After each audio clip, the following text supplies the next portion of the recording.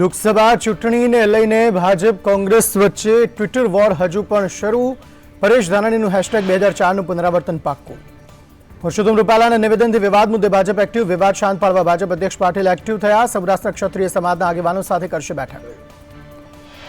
સુરેન્દ્રનગર ભાજપ ઉમેદવારના વિરોધને લઈ ભાજપ એક્ટિવ. વિવાદ શાંત પાડવા ભાજપ અધ્યક્ષ પાટીલ સુરેન્દ્રનગર જશે. શક્તિ કેન્દ્રના પ્રમુખ અને સંગઠનના હોદ્દેદારો સાથે બેઠક કરશે.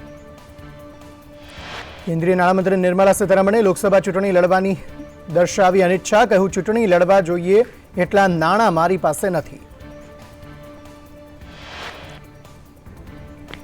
જામનગરમાં સિટી ઇજનેરની કોર્પોરેટરના પતિ સામે ફરિયાદ. માસિક 1 લાખના હપ્તાની માંગણી કરી હોવાની ફરિયાદ. બગસરામાં લૂંટેરી દુલ્હન યુવકને 1.70 લાખ પડાવી રફુ ચક્કર. લૂંટેરી દુલ્હન અને એક પુરુષ સામે ફરિયાદ. સમગ્ર મામલે પોલીસે વધુ તપાસ હાથ ધરી. અમદાવાદમાં ડ્રાઇવિંગ સિનેમા પાસે અકસ્માત. બાઇકની અડફેટે રાહદારી યુવકનું ઘટનાસ્થળે મોત. ટ્રાફિક એ ડિવિઝન પોલીસે તપાસ શરૂ કરી.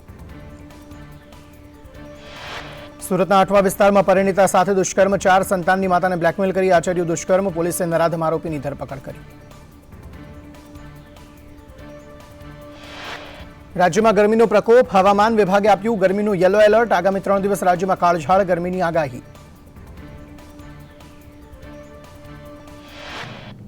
જળ સંકટનો સામનો કરી રહેલા માલદીવને ડ્રેગનની મદદ મળી. ચીને તિબેટ ગ્લેશિયરમાંથી 1500 ટન પાણી મોકલ્યું. ભારતે 2014માં માલદીવની મદદ કરી હતી.